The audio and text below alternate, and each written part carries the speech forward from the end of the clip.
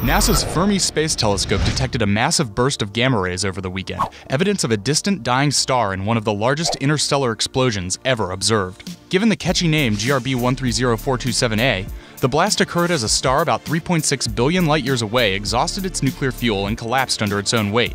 As the star's core collapsed into a black hole, jets of stellar material were expelled outward at nearly the speed of light. The explosion was picked up by Fermi's gamma-ray burst monitor and was quickly monitored by several terrestrial and orbiting telescopes. One gamma ray was measured at 94 billion electron volts, which is nearly 35 billion times the energy of visible light. This kind of supernova is exceedingly rare. As project scientist Julie McHenry stated, "We have waited a long time for a gamma ray burst this shockingly, eye-wateringly bright."